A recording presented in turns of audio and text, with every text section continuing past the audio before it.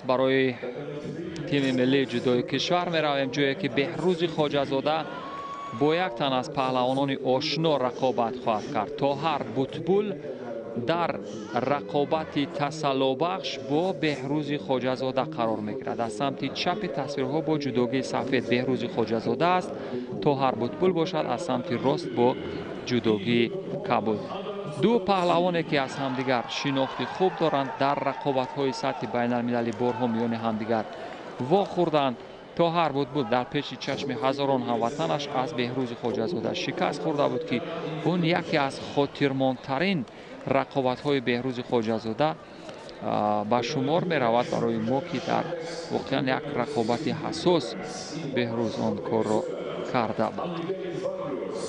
و ببینیم اکنون در بعد از بازگشت بهروز خواجه‌زاده چی کار خواهد کرد. طاهر بوتبول هم چون به نظر می رسید در رقابت گذشته چندان سرعت خوبی رقابت کردن نداشت، اجراهای اصول خوب نداشت، برعکس فقط در دفاع بود. از این رو بود که در رقابت گذشته با خانسوکو مکی ناکام شد و بهروز خواجه‌زاده باشد کوشش میکرد برای اجرای اصول کردن پیوسته در برابر هدایت حیدرов، ولی در لحظه پایانی یکم به او شانس داد و او شانس رو استفاده کرد. در مرحله 4 نهایی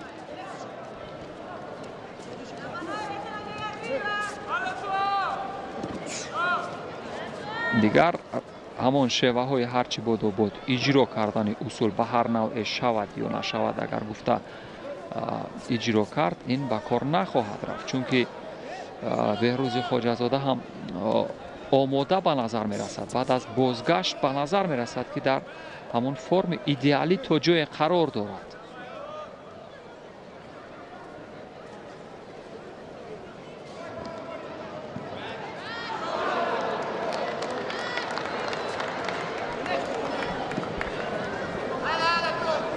و یکی از ورزشگران پرتابکار از تیم ملی جودوی تاجیکستان همین بهروز خواجه‌زاده است. یعنی رقابت او را وقتی تماشا میکنید در صحنه رقابت‌های جهانی دلگیر نمیشوید، یعنی برعکس خوشحال میشوید که از لحاظ فنی خیلی توسعه یافته است، یعنی از نگاه تکنیکی رشد کرده است. ولی در اینجا طاهر از نگاه قدرت فیزیکی یک باعث آن شد که یک وزری بگیرد خواجه‌زاده، به خاطر آنکه داور مرکز فریدریچ هم اشاره کرد که با سبب پلشتک یک کارت زرد به بهروز خواجه‌زاده یک شید. این گمان میکنم هیچ تاثیر نخواهد داشت اگر قدرت و توان فنی پای برجا باشد. دیگر طاهر بوتبول هم احساس میکند که با آن روش های معمولی که پرتابی باشند در برابر بهروز خواجه‌زاده اجرا کردن نمیتواند. از این رو فقط با حرکات تکتیکی میخواهد در برابر بهروز خواجه‌زاده دستی بالایی را داشته باشد. اما بهروز هم با اجراهای اصول، موردهای تپیدن اینجا موفق نشده، ولی به هر حال کوشش کرده است. ولی دومین کارت زرد 1 دقیقه دیگر تا لحظه پایانی این را بهروز خواجه‌زاده خوبتر احساس میکند که 2 کارت زرد دارد و 1 دقیقه باقی مانده است. چی باید کرد؟ همین فرصت باقی مانده را خوبتر استفاده بردن در برابر طاهر که ببینید چگونه بازی گذاری میکند، شود نشود هم اجرای اصول میکند، یعنی هیچ موقعیت هم نیست،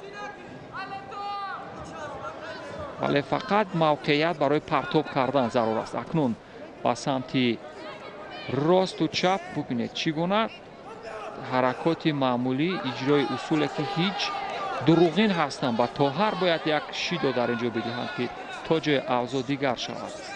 ببینید چگونه شود نشود هم اجرای اصول میکند.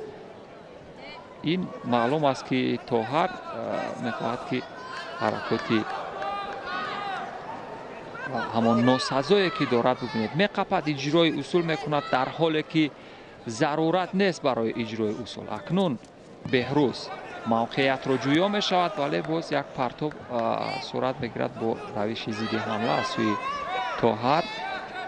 10 ثانیه دیگر تا پایان وقت اساسی.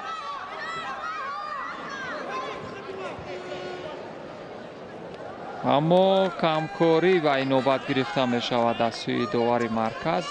10 ثانیه دیگر تا پایان وقت اساسی باقی مانده بود. به هر حال بازگشت بهروز خواجه‌زاده به صحنه رقابت‌های جهانی خوب بود. در 2 گرند اسلمی که بعد از بازگشت اشتراک کرد، الکی در دومینش تا به مرحله رقابت و برای مدال برنجی شانس یافته بود.